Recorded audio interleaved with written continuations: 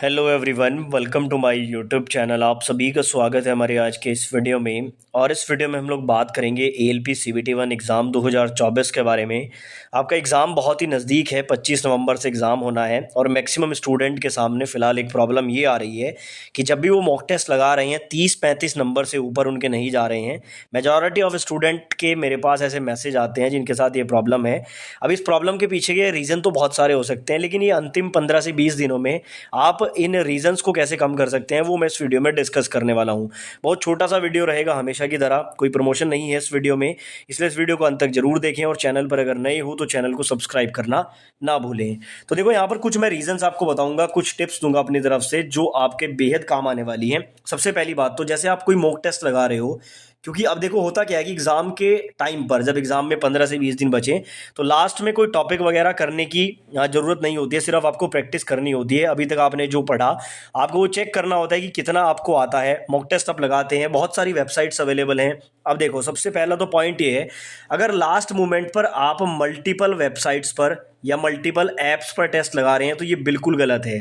ठीक है, एग्जाम्पल के माध्यम समझो। आप लोग अगर टेक्स्ट बुक पर मॉक टेस्ट लगाते हो और कोई आपको कहता है कि भाई टेक्स्ट बुक से बेहतर ये वाला ऐप है, इस पे लगाओ, और आप अभी तक टेक्स्ट बुक पर लगा रहे थे, अचानक से आप किसी दूसरी ऐप पर टेस्ट लगाने चले गए, तो ऐसा लास्ट मोमेंट पर आपको नहीं करना है।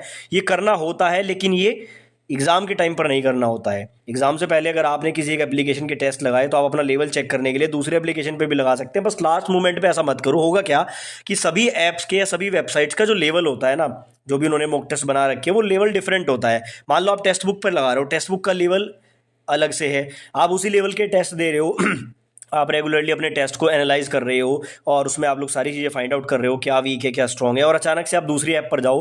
अब उस ऐप का लेवल क्या है टेस्ट का, वो थोड़ा अलग हो सकता है वो बहुत ईजी भी हो जाए, तो वहाँ पर आपके मार्क्स बहुत अच्छे बढ़ जाएंगे।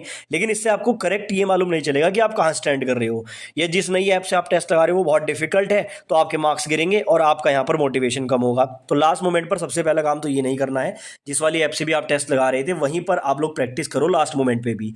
अब दूसरा पॉइंट क्या है? दूसरा पॉइंट ये है कि जब आप मॉक टेस्ट लगाते हो, बहुत सारे स्टूडेंट क्या सोचते हैं कि दिन में 3 टेस्ट लगाऊंगा, 4 टेस्ट लगाऊंगा। देखो, यहां पर नंबर मैटर नहीं करता है, यहां पर मैटर ये करता है कि टेस्ट लगाने के बाद आपने उससे क्या सीखा, क्या एनालिसिस किया आपने उस टेस्ट से।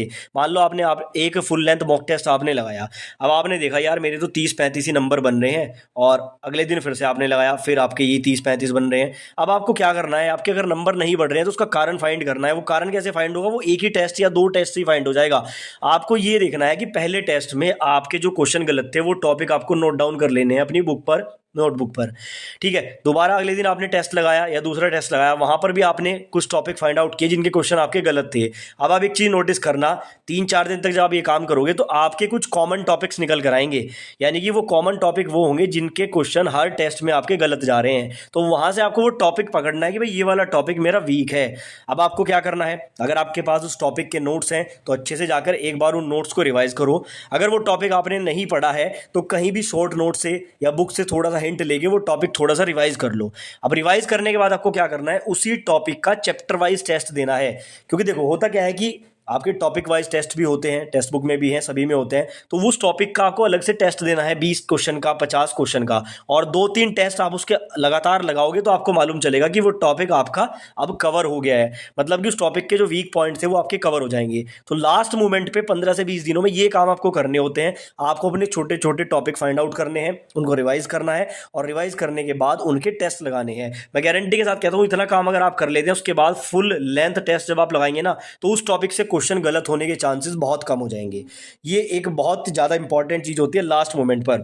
साथ ही मैं हमेशा स्टूडेंट को कहता हूँ, भाई लास्ट मोमेंट पे कोई नई बुक, नई एप्लीकेशन, नए नोट्स, नई चीज़ें ट्राई मत करो, क्योंकि लास्ट मोमेंट पर क्वांटिटी काम नहीं आती, क्वालिटी काम आती है। तो क्वालिटी पर ज़्यादा फोकस करो, क्वालिटी जितनी इंप्रूव कर सकते हो वो करो, वीक टॉपिक को शार्प करो, वहीं से आपके क्वेश्चन बनेंगे। ये छोटी सी ट्रिक लगा कर देखो, अगर मार्क्स ना बढ़े तो मुझे कॉमेंट बॉक्स में आकर बता देना।